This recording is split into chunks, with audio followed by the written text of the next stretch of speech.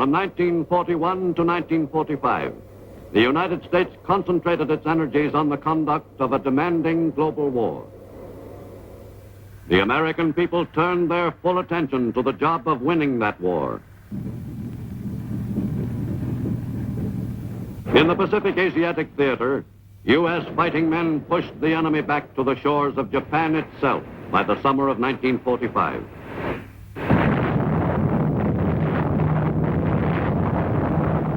In early August, the U.S. brought the enemy finally to the point of surrender after some 44 months of the most grueling warfare. A number of Japan's largest cities lay in ruins. The course of aggression on which the Japanese nation had embarked some 14 years earlier had led to a tragic end.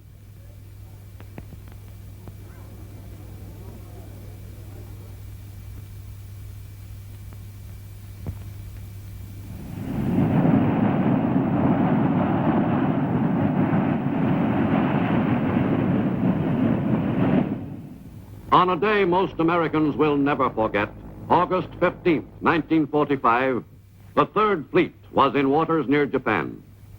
Its commander, Admiral Bull Halsey, was impatiently waiting for the news which all the world was anxious to hear.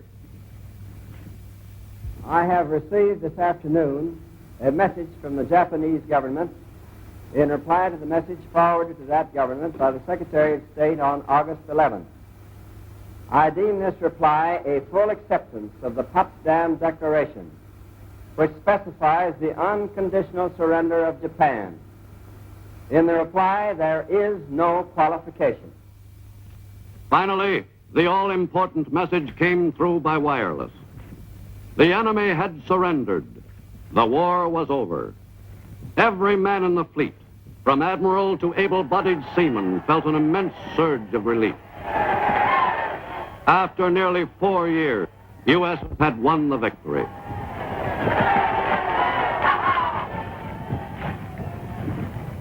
On August 30th, American troops of the 6th Marine Division landed on Japanese soil at Yokosuka Naval Base, south of Tokyo.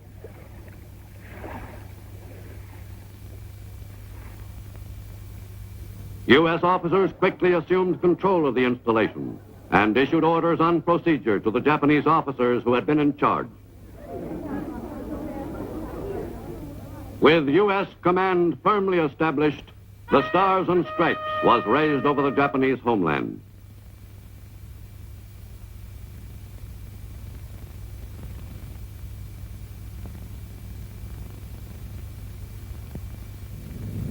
Later that same day, a silver C-54 bearing an important passenger came into Atsugi Airfield near Tokyo. The commander of U.S. forces in the Southwest Pacific Theater, General Douglas MacArthur, had completed the last leg of the long drive to the Japanese homeland. The general was greeted by one of his most faithful field officers, Lieutenant General Robert Eichelberger, 8th Army Commander. General MacArthur was ready and eager to take over control of the conquered country.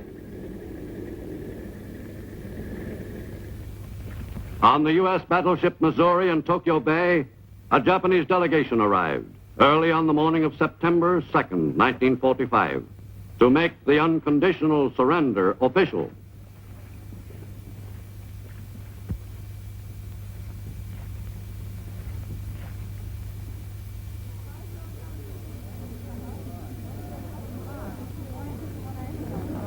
The Japanese contingent faced an impressive array of Allied officers.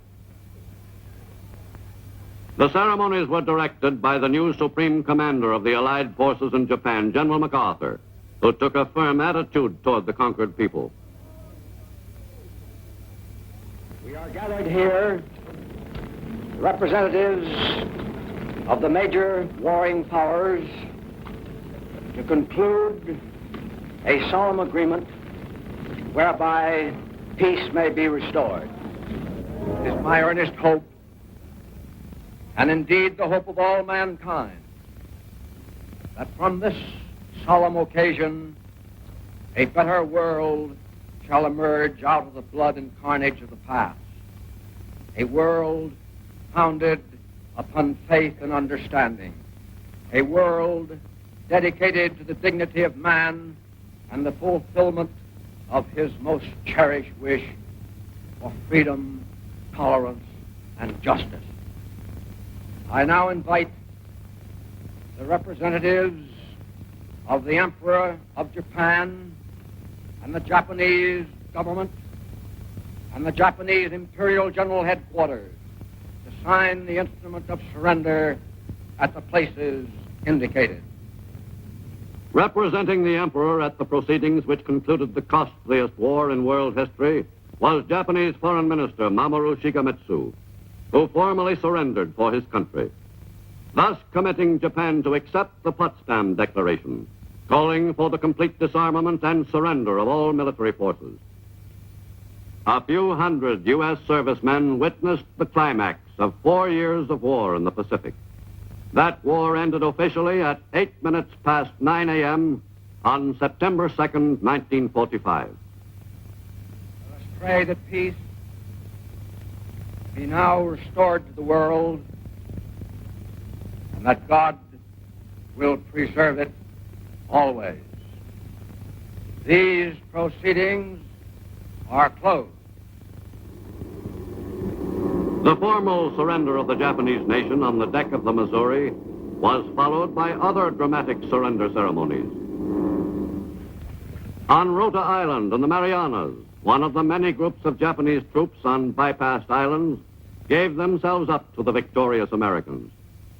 Great quantities of Japanese weapons and equipment were taken over by the GIs, and the enemy soldiers taken into custody, preparatory to being returned to Japan. The last man off Wake Island, Colonel Walter Baylor, was the first man back. The Japanese garrison surrendered the island to U.S. forces on September 4th, 45, 3 years and 8 months after other Japanese troops had seized the island, in a battle which will live long in the memory of all Americans. In Malaya and throughout the Southeast Asia Command, British Commonwealth forces accepted the surrender of the Japanese troops. Although they conformed to the surrender protocol, many of the Japanese in this theater did not feel they had been defeated. Singapore was the setting for the principal ritual in Lord Mountbatten's command. The Union Jack flew proudly over this British colonial city, which had been beaten into submission in early 1942. In the Philippines, General Jonathan Wainwright arrived after a quick flight from Japan to accept the surrender of the Japanese forces in those islands. Forces commanded by General Tomoyuki Yamashita. The ceremony at the Philippine summer capital at Baguio in northern Luzon took just 11 minutes. The once feared Tiger of Malaya surrendered the remnants of his army in the Philippines. This was a long-awaited moment for General Wainwright, who had surrendered the Philippines 40 months earlier, and for Britain's General Percival, who had surrendered Singapore. Immediately following the brief ceremony, the Japanese commander and his party were taken away as prisoners of war.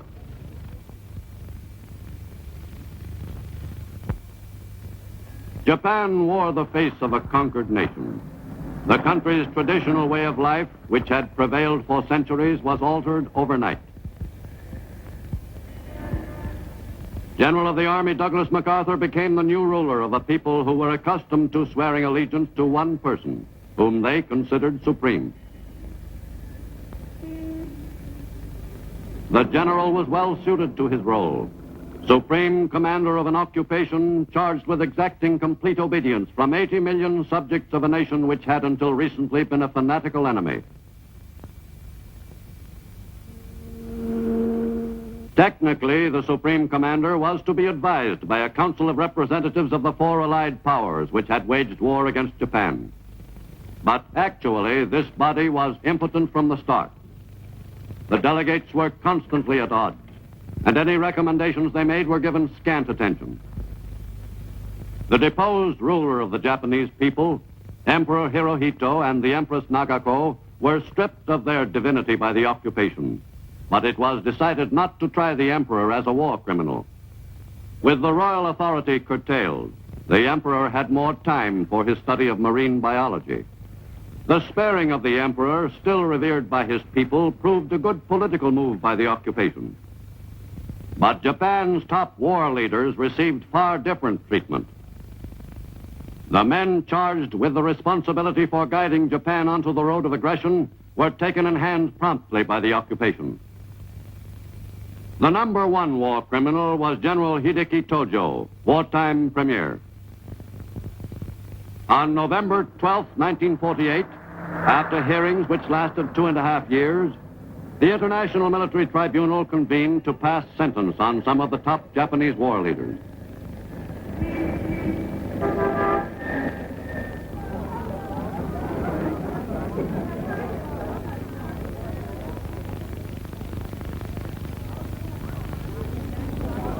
Premier Tojo was charged with the planning, preparation, initiation, and waging of aggressive war, and with violations of the laws and customs of war, and crimes against humanity. But by assuming full responsibility for the war, as charged, Tojo reestablished his reputation for loyalty and courage. Finally, after the great mass of evidence had been sifted, the court pronounced sentence on the accused. Accused Tojo Hideki, on the counts of the indictment on which you have been convicted, the International Military Tribunal for the Far East sentences you to death by hanging.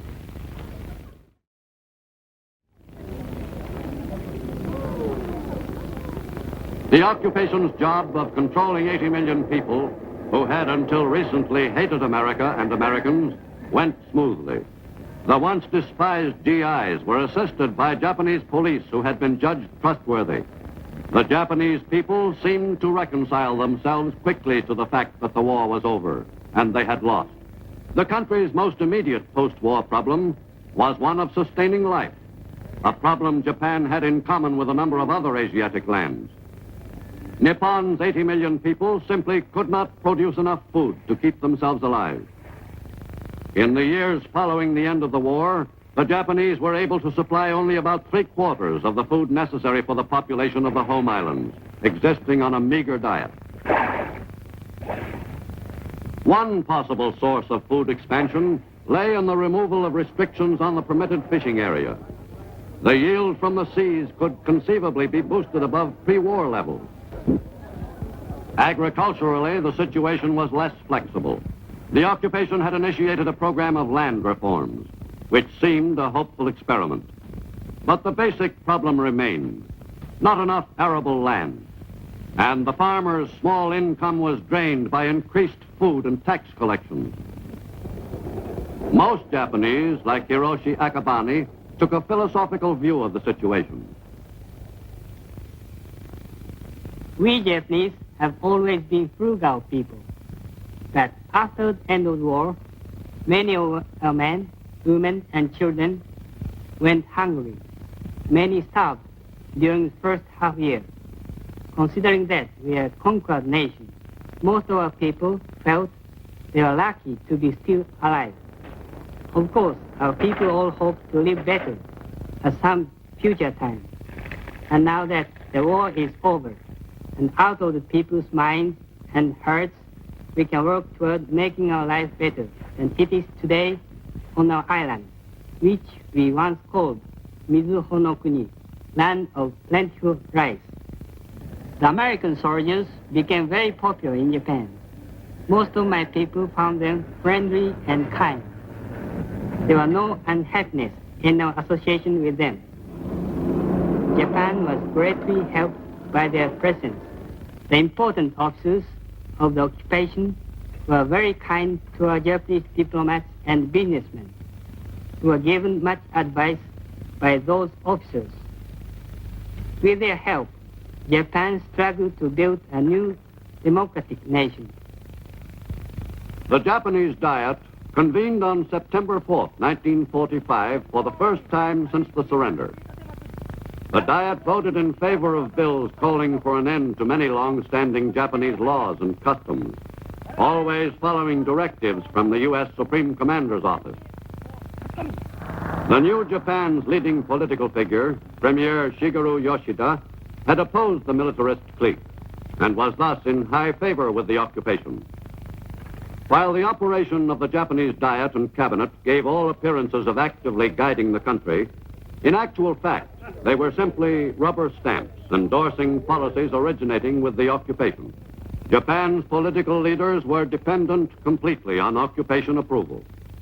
The course of Japan's political progress was not entirely smooth. A small but active communist group operated openly. The Japanese communists were more interested in their own objectives in Japan than in relations with Moscow. Some party leaders, like Sanzo Nosaka, were denounced by Russia. The Japanese communist paper, Akahata, was eventually suspended by occupation authorities. But the party itself was never formally outlawed. It was felt that it was far wiser to permit its members to demonstrate openly than to give their movement impetus by driving it underground. But in time, the activities of the party were rigidly checked. None of the party leaders was permitted to hold political office. The communist movement in Japan never became a matter of grave concern. Beginning in 1946, with the return from the USSR of Japanese prisoners of war, the ranks of Japan's communists swelled temporarily. These men had been forcibly indoctrinated during their stay in Russian territory. But any enthusiasm for communism the soldiers may have had usually evaporated quickly in the stimulating climate of the new Japan. One of the first jobs the occupation concentrated on was instructing the Japanese in the ways of democracy. This introduction to an entirely new concept of acceptable conduct was received with interest by the Japanese. Japanese women walked alongside their husbands rather than a few paces behind. Romance blossomed spontaneously. Japanese girl often met Japanese boy informally, without any prearranged plan on the part of the parents. In the new Japan, women led active lives outside their homes, in addition to caring for their families. In the best American tradition, Japanese politicians campaigned for elections. Although the privilege of helping select a candidate for office was still not fully appreciated by many Japanese people, they seemed to enjoy the procedure. In the new Japan, women were given the vote. Beginning in 1946, thousands of women who suddenly had political and legal rights by order of the government went to the polls. Some of the new voters cast their ballots for the same candidates their husbands backed. Some others voted exclusively for women candidates. In the first general election, women won 39 seats in the Diet.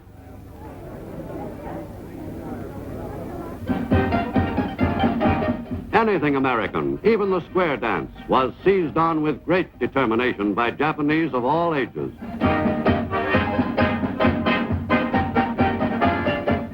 In their effort to become really democratic, the Japanese solemnly aped all the outward manifestations of American life.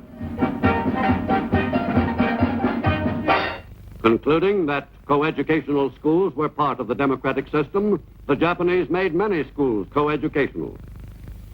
Schools for students of one sex were quickly transformed to accommodate both. From the very beginning of the occupation, the GIs themselves were the best advertisement for democracy. Overnight, the American soldiers changed in the eyes of the Japanese people. No longer were they the despised enemy. In this lightning transformation, they became the heroes of the new Japan. Japanese children grew especially fond of American soldiers. In Tokyo and other large cities, there are reminders of America everywhere you look. American motion pictures again became popular with the people all over Japan. There is no doubt that the Japanese were genuinely fascinated with the trappings of American civilization. But this enthusiasm for things American in no way replaced the people's devotion to their traditional culture.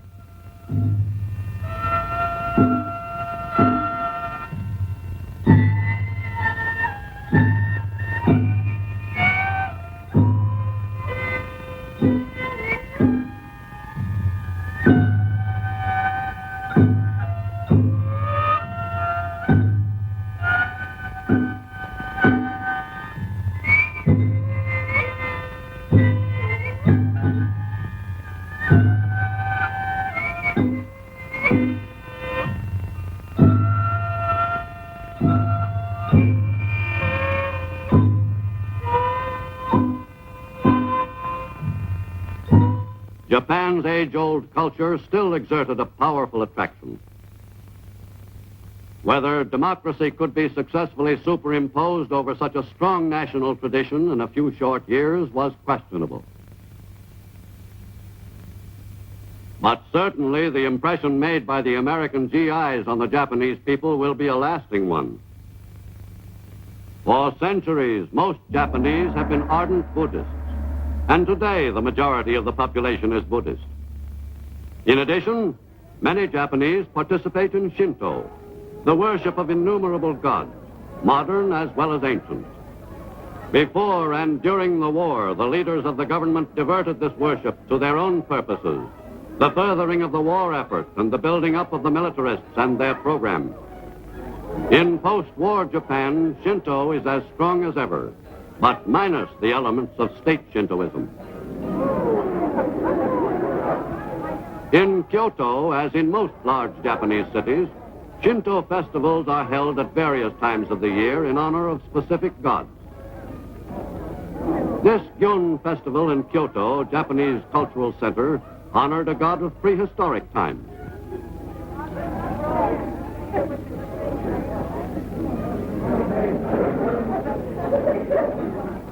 The occupation was particularly concerned with getting Japanese industry back on its feet. Labor unions were formed with the approval of the occupation. But when they showed signs of becoming too strong, their powers, such as the right to strike, were severely curtailed.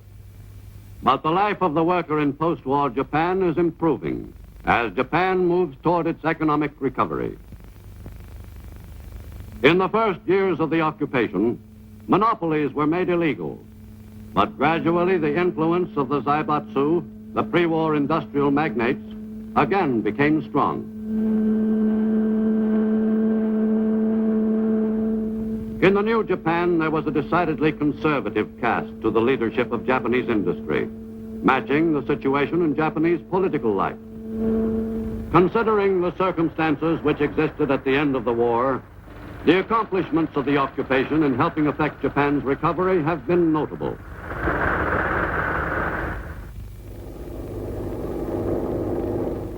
Most Americans in Japan find it hard to be sure what the Japanese people really think about democracy and the democratic institutions and habits they have acquired. It is still too early to determine whether democracy will really take root in Japan. Whatever the occupation's achievements prove ultimately to be, the U.S. has successfully transformed an enemy nation into an ally and gained the most important bastion against communism in the Far East.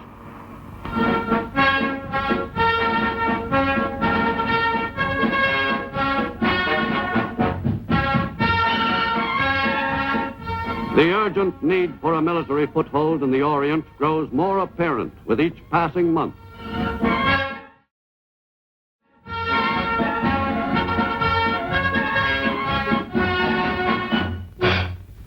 All over Eastern and Southern Asia, the end of World War II was followed by eruptions of nationalism. Eruptions which the Soviet Union in some areas turned to its own purposes. Go forward, men of courage in the freedom fight. Let justice reign, let freedom song every heart with joy. Under the Japanese occupation during much of World War II, the doctrine of Asia for the Asiatics was spread across Eastern and Southern Asia. During this period, the people of many Asiatic lands had their thirst for independence whetted. That yearning for freedom was seized upon by the opportunistic Japanese leaders in their campaign to stimulate the people to hatred of the Allies. With the end of World War II, the stirrings of nationalism flared into eruption throughout most of Southern and Eastern Asia.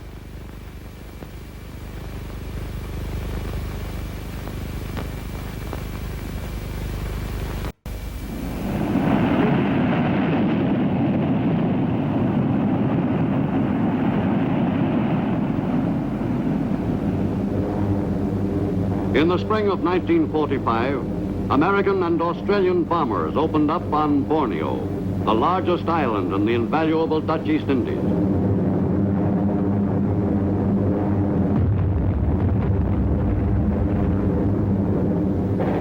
Borneo, strategically located between Malaya and Australia, was an important invasion target, formed their familiar prelude to invasion.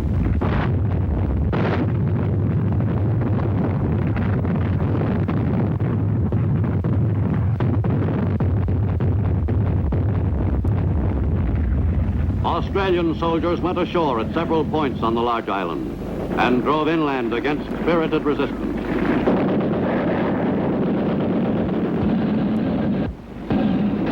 Tank infantry teams made rapid progress. On June 10th, General MacArthur landed on Labuan Island off British North Borneo and congratulated the Australians on a job well done. Japanese domination over the peoples of Asia was nearing an end. With the end of World War II, the islands of the East Indies, which had been ruled by the Dutch before the war, became the new independent nation of Indonesia in the eyes of the people of those islands. In Yogyakarta, Java, Ahmed Sukarno, the native leader during the Japanese occupation, and a group of associates, proclaimed the independence of the Isles of the Indies. The nationalists consolidated their position quickly.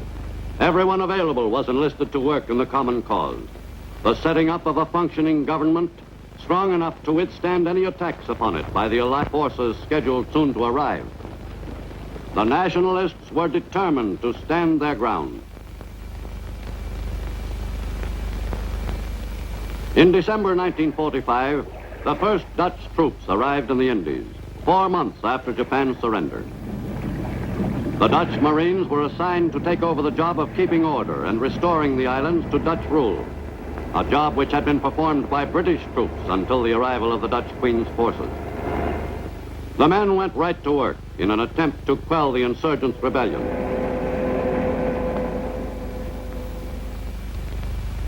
At Cirebon, on the island of Java, Dutch and Indonesian leaders effected a partial compromise of differences and a ceasefire in the Linggadjati Agreement. But that condition did not last long. Dutch troops moved into territory acknowledged to be Republican by the terms of the agreement. The Dutch police action resulted in a renewal of violence.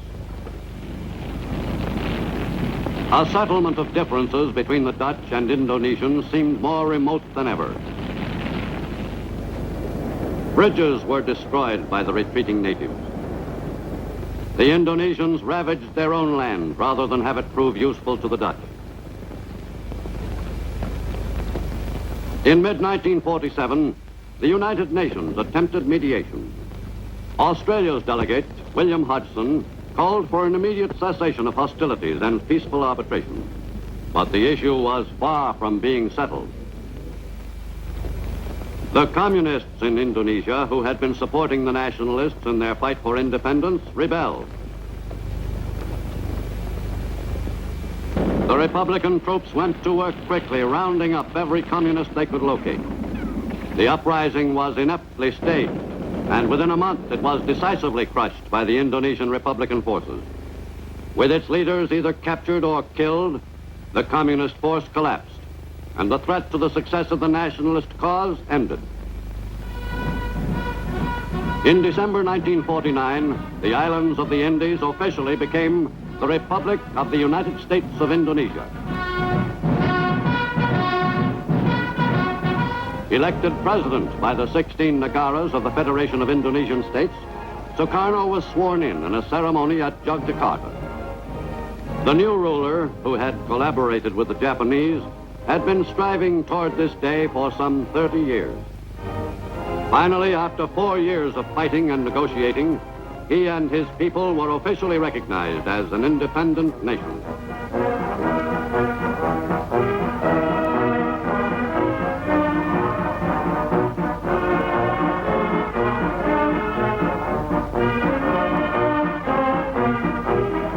In Indonesia, as elsewhere in Asia, colonialism was dying. India had been working toward an independent status for several decades. With World War II, the stirrings of nationalism throughout southern Asia accelerated the tempo of that movement. The people of the subcontinent of India had been promised a certain degree of self-rule by the British. Finally, on August 15, 1947, Jawaharlal Nehru represented India's millions at the ceremony in which Britain's Lord Mountbatten presented India her sovereignty.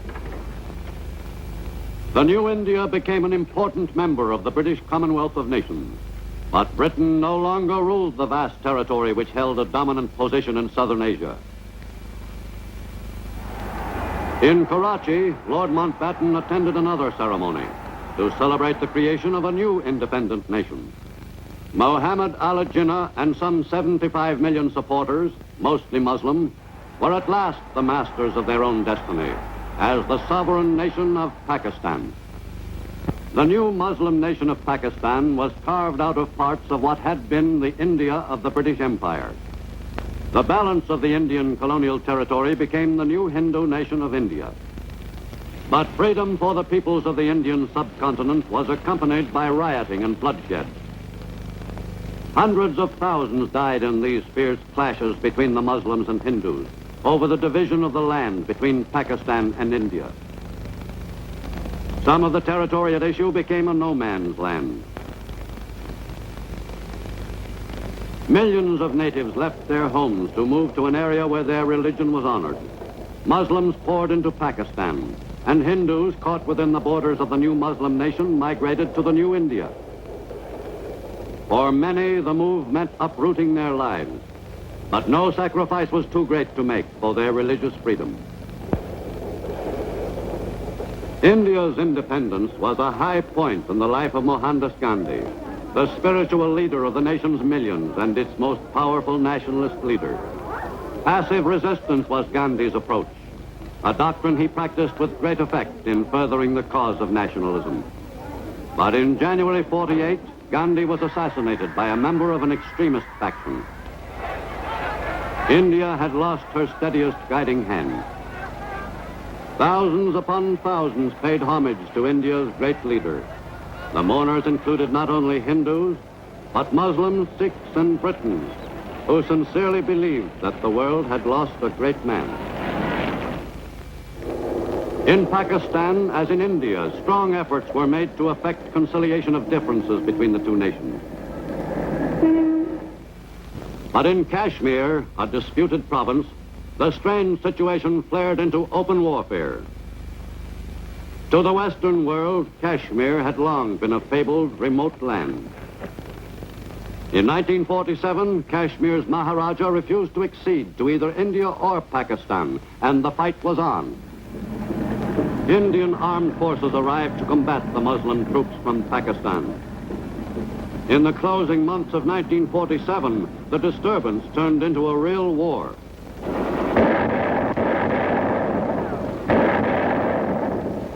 On January 1st, 1949, through the efforts of the United Nations, a ceasefire was effected.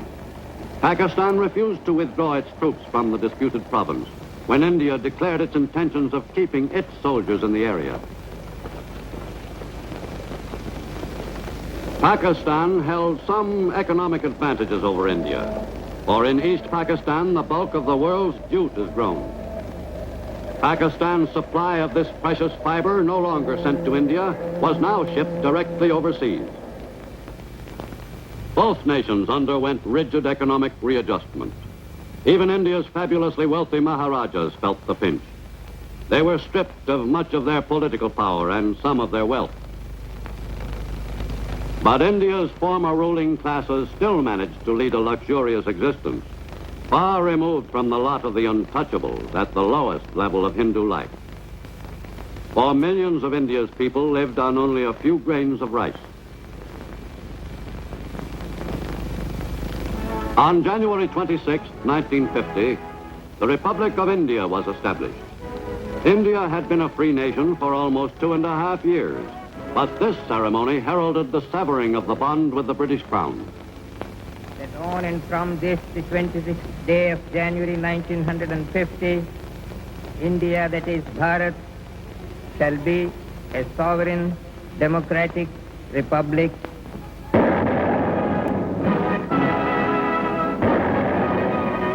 The raising of the flag of the Republic's first president symbolized complete freedom to the Indian people. In Burma, which was granted its independence by Britain in 1948, a struggle for control was waged by about a dozen political factions of varying shades, including two communist groups.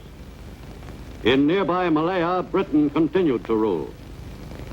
But its colonial administration was constantly challenged by communist guerrillas operating from the hills. British and colonial troops were pressed into service to protect Malaya's rubber plantations and tin mines from the raids of the guerrillas. But the soldiers had difficulty in coming to grips with an enemy which disappeared into thin air, or so it seemed to the colonial troops. In the years following the defeat of Japan, Britain's control of the Malay Peninsula was far from strong. The Philippine Islands had been promised their independence by 1946. But with the Japanese invasion and conquest of the islands, the people's hopes dimmed. But in spite of that strong setback, the Philippines celebrated their independence just as planned on July 4th, 1946. With this ceremony, a new nation is born. A nation conceived in the centuries-old struggle of a people to attain the political liberty to embark upon its own national destiny. A nation upon whom the eyes of all oppressed peoples are today cast with the burning light of a new faith. The formal declaration of Philippine independence was made by U.S. Commissioner Paul McNutt. I am authorized and directed by the President of the United States to proclaim the independence of the Philippines as a separate and self-governing nation.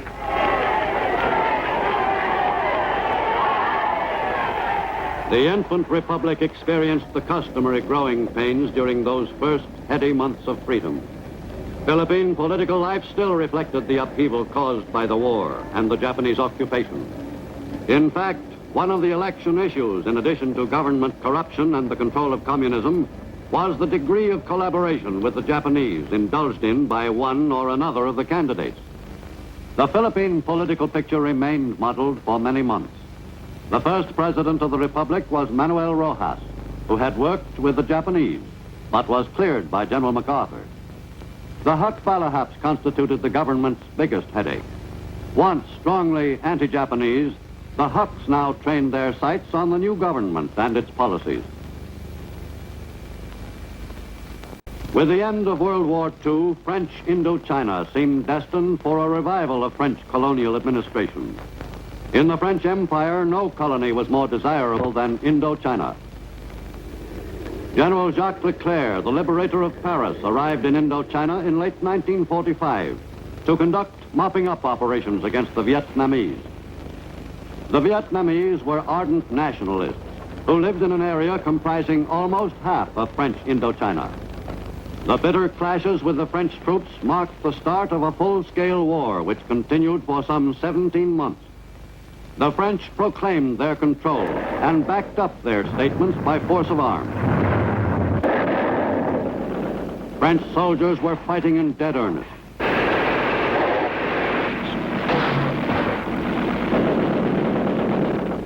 For Frenchmen, no part of the war-ravaged colony was entirely safe. The military operations the French were conducting against the Vietnamese were in no way dissipating the natives' desperate urge for freedom from French colonial rule as they had known it before the Japanese occupation. Most of the fighting was in Vietnam, which includes 3 of the 5 countries comprising pre-war French Indochina. Finally, on June 14, 1949, the independent state of Vietnam, under Bao Dai, former Emperor of Annam, was recognized by the French as independent, but existing within the French Union. But to the natives of Vietnam, even this limited form of independence under a leader who did as directed by the French was some improvement over pre-war French colonial rule. The age-old countries of Cochin China, Annam, and Tonkin, united as the Democratic Republic of Vietnam, embarked on a new era in the history of Southeast Asia, a period which bore only surface resemblances to the era which ended in Asia with World War II. This new day was inaugurated in Vietnam as elsewhere throughout Asia with warfare.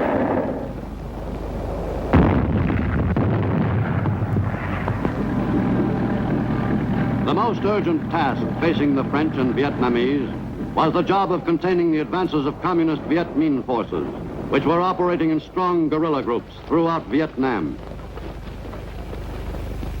To the north, Asia's most troubled country, China, moved right from one war, that with Japan, to another, the war with the communist forces, without a pause.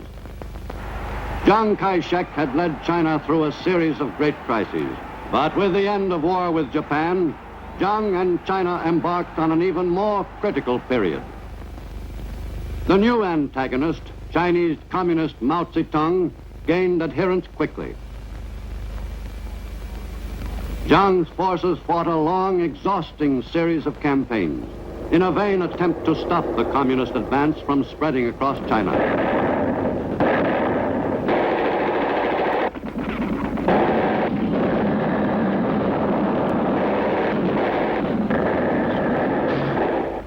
Over a period of 2 years after the end of World War II, China received hundreds of millions of dollars worth of material aid from UNRWA, the United Nations Relief and Rehabilitation Administration. The major part of that assistance, about 2/3 of the total amount, was furnished by the U.S.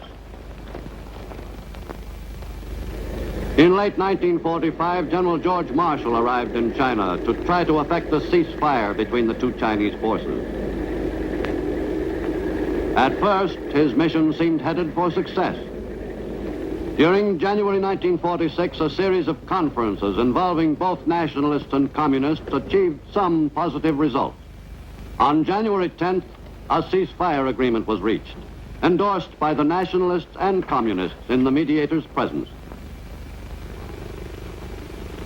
But the Marshall Mission and a subsequent survey of the problem conducted by General Albert Wedemeyer both proved inconclusive. Meanwhile, Mao's forces grew stronger while the debate raged on what U.S.-China policy should be. By early 1949, Mao commanded a formidable fighting force. In late May of that year, Shanghai fell to the advancing Chinese Communist armies. The communist soldiers moved quickly into the heart of the city, which had been evacuated by the nationalists after they had boasted that they would defend it with the last drop of their blood. The Chinese civilians in Shanghai were quick to applaud their new masters. Overnight, Shanghai's population became ardently communistic. In Beiping, in October 1949, Russia's ambassador, Roshin, presented his credentials to Mao Zedong, and the bond between the Chinese communists and the Soviet Union was cemented. Mao Zedong, once a lowly party worker, now assumed the stature of the dominant figure in all of Eastern Asia. The nationalist troops, those that hadn't joined forces with the communists, fled southward with their families. Many surrendered their weapons to the French in Indochina. The nationalist defense of China had turned into a rout. From a small area in North China, Mao's forces swept over all of mainland China. Formosa provided a haven for Chiang and the remnants of his army. Beginning in December 1949, on his island sanctuary, Chiang worked toward the day when China could be freed from the communist yoke. He had the support of the United States, but Britain, by recognizing Red China, weakened the cause of Generalissimo and Madame Chiang. Britain has bartered the soul of a nation for a few pieces of silver. I say, for shame to Britain. One day, these pieces of silver will bear interest in British blood, sweat, and tears on the battleground of freedom.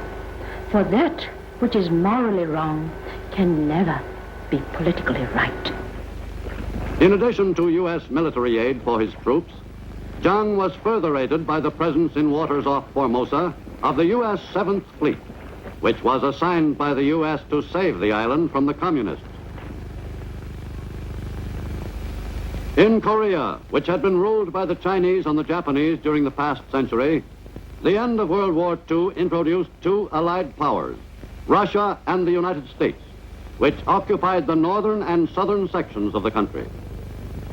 It is my sincere belief that our great victories on the battlefields of the world will be followed by complete cooperation and collaboration around the council tables of the great nations, resulting in continuance of world peace, and that our conferences here will solve the pressing problems of the Korean people.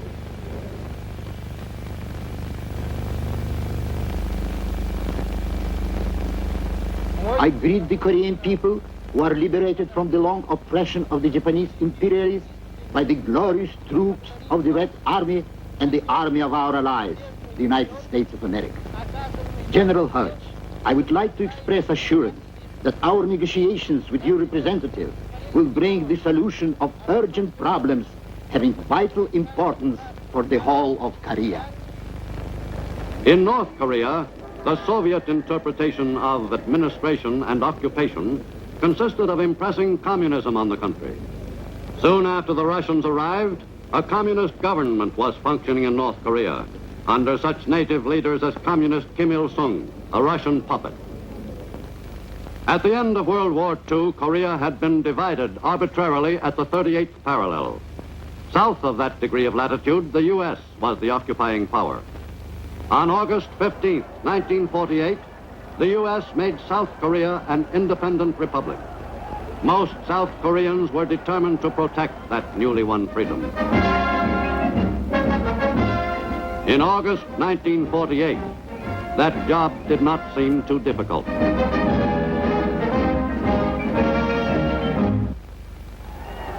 But during the first years of the infant republic's existence, the job of protecting that independence assumed larger proportions. Communist demonstrations inspired by natives in the northern half of Korea gave the first inkling of further trouble ahead. The 38th parallel of latitude was to prove a most ineffectual barrier against the sweep of communist aggression from the north.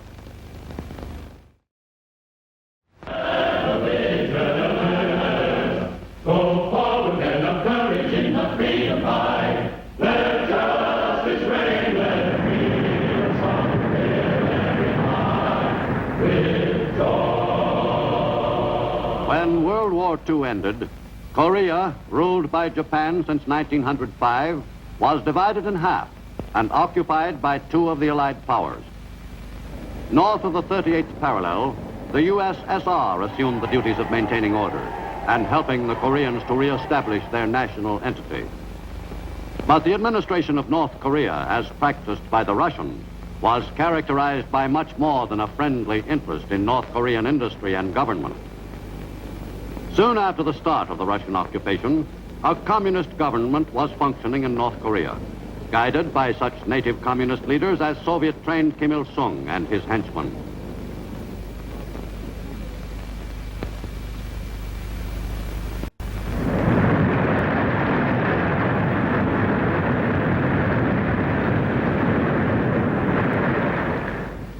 South of the 38th parallel, the Koreans made an earnest attempt to arrive at a basis for closer understanding with the occupying U.S. force. But to the South Koreans, young and old, it was difficult to comprehend the mysterious foreigners from another hemisphere, putting American methods into the life of South Korea.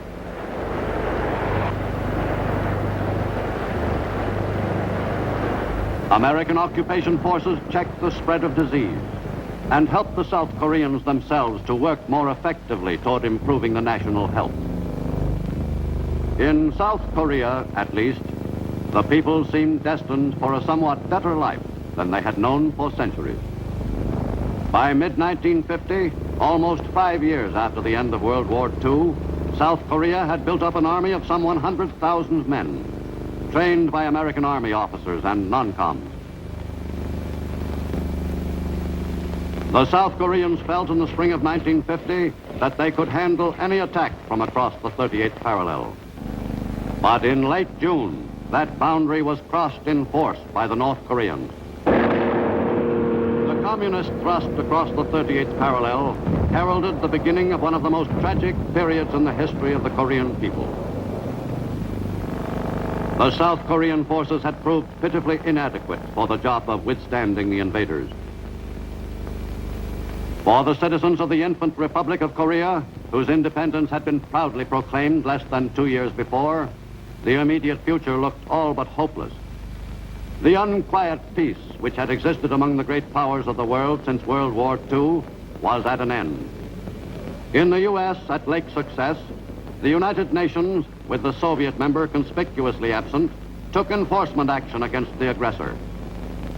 48 hours ago, the Security Council, in an emergency session, determined that the armed invasion of the Republic of Korea by armed forces from Northern Korea constituted a breach of the peace. Accordingly, the Security Council called for a cessation of hostilities forthwith and the withdrawal of the Northern Korean authorities of their armed forces to the 38th parallel. It is clear that the authorities in North Korea have completely disregarded and flouted the decision of the Security Council. The armed invasion of the Republic of Korea continues. This is, in fact, an attack on the United Nations itself. And agreed that the armed attack upon the Republic of Korea constituted a breach of the peace, the United Nations of the world took decisive action. To secure peace and security recommends that the members of the United Nations furnish such assistance to the Republic of Korea as may be necessary to repel the armed attack and to restore international peace and security in the area. In Korea, for the first time, enforcement action was taken against an aggressor by direction of the United Nations. On 28 June, aircraft of the United States Air Force, operating pursuant to the resolution of the Security Council of the United Nations, began air operations against the North Korean invaders in support of the Republic of Korea forces, and later struck at military targets north of the 38th parallel with a view to disrupting the lines of communication and supply of the invading forces.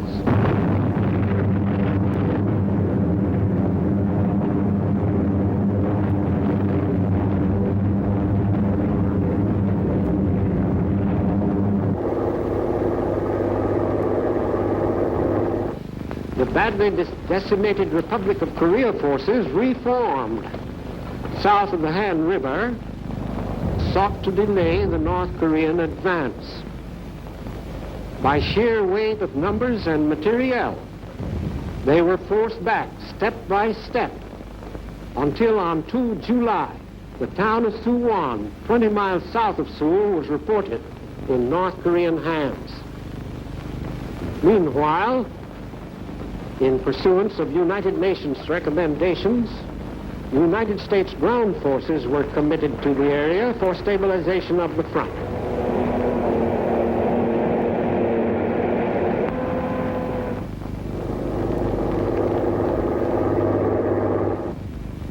On 5 July, a very small United States force made contact with the invaders south of Suwon.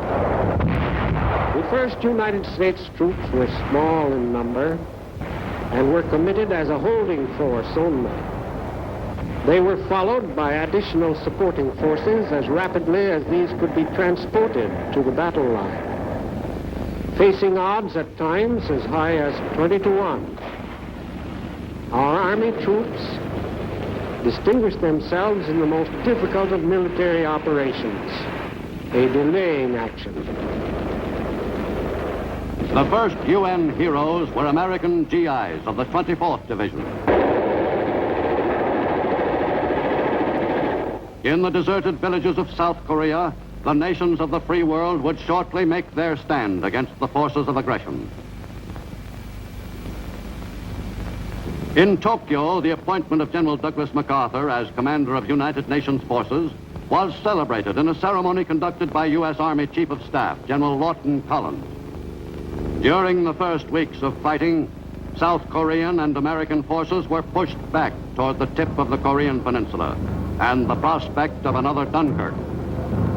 The outnumbered UN forces took heavy losses during that first month in the desperate fight for time. On July 31st, elements of the 1st Marine Division arrived at Busan, swelling the force of American fighting men in Korea to some 100,000.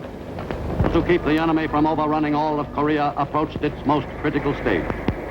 Men and materiel were now arriving from the U.S. in some quantity. 7,000 miles away at Lake Success, New York, on the following day, August 1st marked the return to the United Nations Security Council of the hitherto absent Soviet member, Yakub Malik, who assumed the presidency of the Council for the month of August. The discussion of the Korean aggression flared into violent and bitter debate at intervals throughout Soviet delegate Malik's month as the Security Council's president.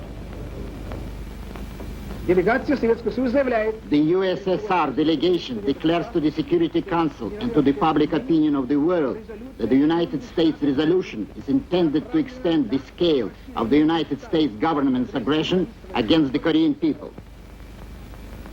When the president, as such, or as the representative of the Soviet Union, it makes no difference which hat he wears while he's doing it.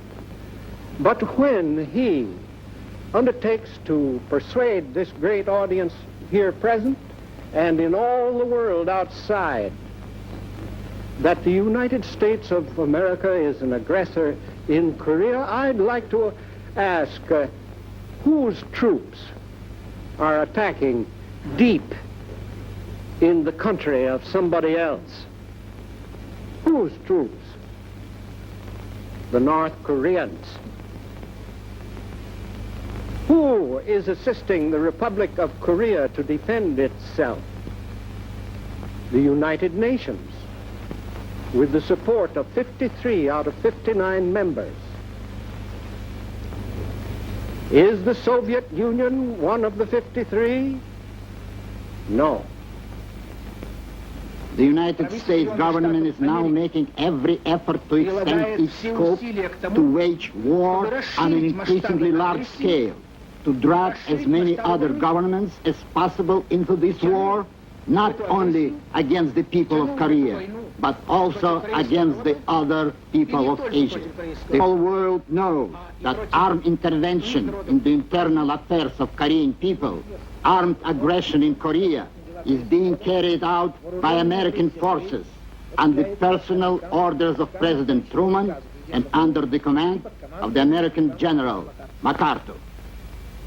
Now let us consider the trick of concealing guilt through accusation. The classic example of this trick, of course, is that of the thief who is running away.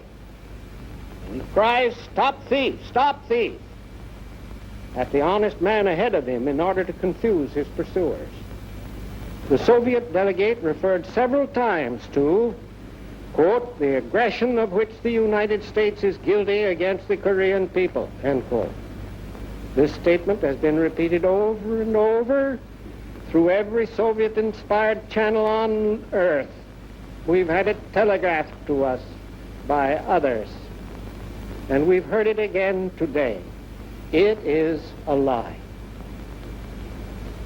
It is a big lie to call the action of those governments who are seeking to support the resolutions of the Security Council acts of aggression is a falsehood so grotesque that even the technique of the big lie will not disguise it.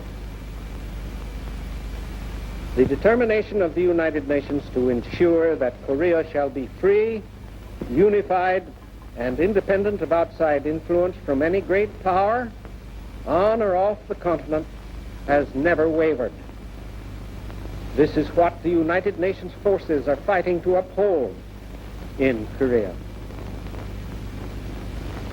It is a supreme effort to give the Korean people the right to control their own destinies, a right that so many countries, caught in a net of imperialism with a new name, communist imperialism, have lost. In Korea, the identity of the aggressor was no mystery. By late August, the North Korean forces had seized most of South Korea, except for an area surrounding the port of Busan. With their backs to the sea, American forces fought desperately to hold their ground against the powerful enemy drive. The crucial battle was fought in the hills flanking Taegu.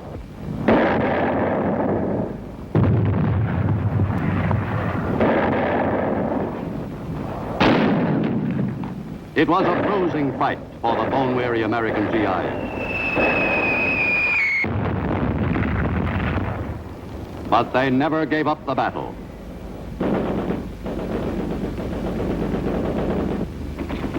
In holding the Busan perimeter, the American forces suffered heavily. But the enemy offensive was beaten back. Thanks to the sacrifices of American fighting men, Korea did not become a communist peninsula. By early September, the Busan perimeter was no longer in immediate danger of being overrun. On September 15th, the tide of battle turned by virtue of a daring amphibious attack at Incheon. The attack force which made the assault on Korea's west coast was engaged in an extremely difficult operation. An operation undertaken at the insistence of General MacArthur. The problems of fluctuating tides, unpredictable currents, and narrow channels made the success of the Incheon landing a doubtful quantity. The burden of responsibility for risking the forces committed in an operation which might well prove a failure rested with General MacArthur. 12,000 Marines, many veterans of World War II, headed for shore in the first amphibious assault of the Korean War. With the Marines who stormed the beaches at Walmy and Incheon was Time Life correspondent Frank Gibney, also a veteran of the war with Japan. Some of the Marines in the assault had been brought from duty in the Mediterranean.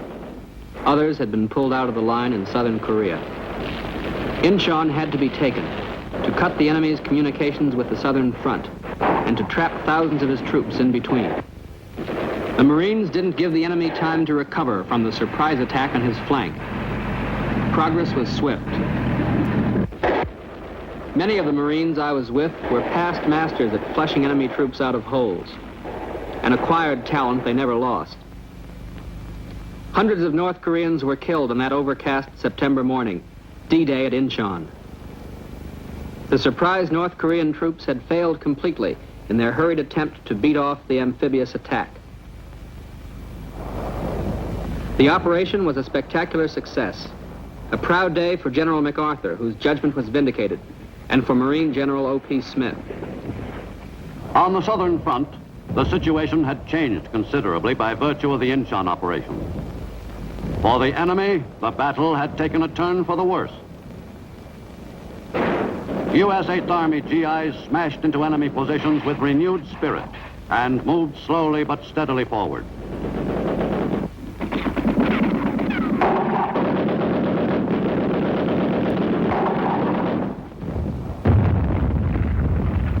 In the Incheon area, the Marines stepped up the attack in a drive to take Seoul as quickly as possible.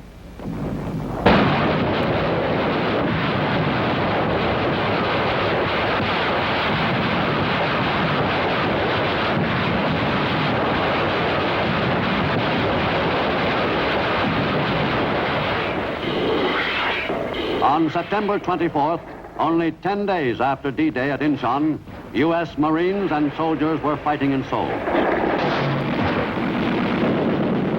The fight for the South Korean capital was bloody, but relatively brief.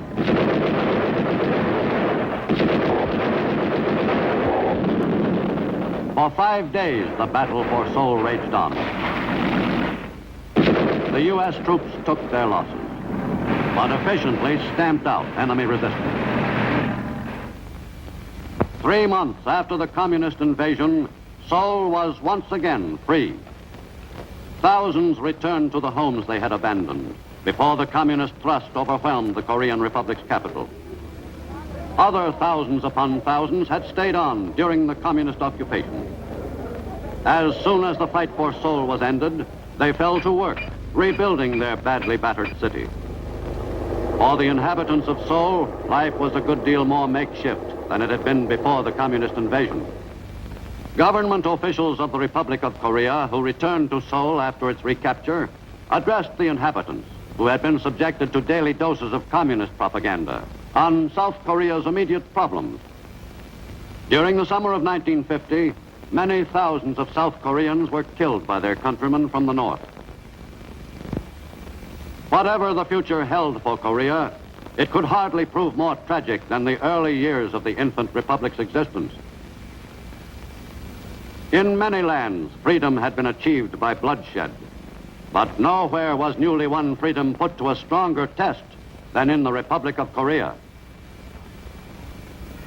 By early autumn, fighting forces from other member countries of the United Nations arrived in South Korea to join the struggle in defense of South Korean independence. To that crusade, Britain committed some 5,000 soldiers. Several of the nations which had fought in the Pacific during World War II sent troops to South Korea. 1,000 Filipino soldiers and 1,000 Australians swelled the ranks of the United Nations forces. The diggers from down under, who had fought so well in the steaming jungles of New Guinea 8 years before, were determined to add further laurels to their battlefield record in Korea.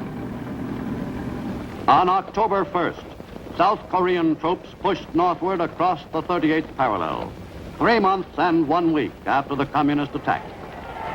As the ROKs, Republic of Korea soldiers, seized more and more territory in their northward drive, there were impromptu celebrations commemorating the liberation of the area. The Koreans along the route seemed genuinely happy to greet the advancing ROK forces. The city of Kaesong, just south of the 38th parallel, was seized by Americans of the 1st Cavalry Division on October 8th. The GIs then drove quickly north to the well-publicized boundary, which the UN had authorized its forces to cross. By October 15th, United Nations troops had swept across the 38th parallel and seized a considerable area in North Korea. 2,500 miles east, Wake Island was the scene of a most important engagement that mid-October morning. President Harry Truman had flown 7,000 miles to talk with his top general in the Far East, a man he had never before met. They conferred for 1 hour in complete privacy, and then held a more general discussion in one of Wake Island's few buildings. This conference included the President's top military advisors, Joint Chiefs Chairman Bradley and Army Secretary Pace. Before the meeting broke up, a decoration ceremony was held, to the delight of the photographers. Though only the two men knew what had been said at the secret meeting, they claimed to be in complete agreement. On October 20th, ROK soldiers and American GIs seized the North Korean capital of Pyongyang. After 5 years, the communist hold on that city had been broken by the UN forces. 2 days later, 120 troop carrier planes transported paratroopers of the 187th Airborne Regiment to an area some 25 miles north of Pyongyang. Over the target area, near Sukchan and Suncheon, the paratroopers hit the silk. General MacArthur cruised above the area, watching the initial stage of the operation. The 800-foot drop took each man only about a minute. The operation went off smoothly. The drop was made at precisely the points indicated in the original planning. The trap on the enemy was sprung. Some 30,000 North Koreans were bottled up between the UN forces in Pyongyang to the south and the men of the 187th Airborne Regiment. Completely taken by surprise by this unfamiliar maneuver. On North Korea's east coast, off Wonsan, U.S. minesweepers went to work on clearing out one of the most intensive sea minefields in military history. The job was done by laying magnetic line.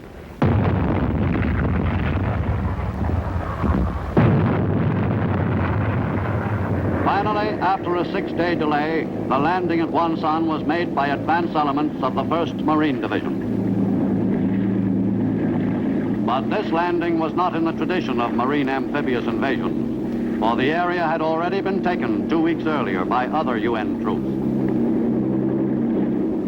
Though the landing was no problem, the Marines had been alerted to expect plenty of action when they reached shore and began the push along the east coast of the peninsula. The Marines' first assignment was to mop up a large group of organized North Korean guerrillas. The job was done efficiently by men who were experienced in that line of work.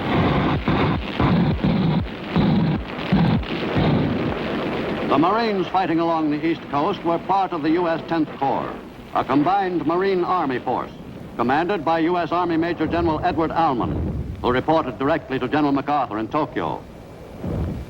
On Korea's west coast, Lieutenant General Walton Walker commanded the U.S. 8th Army.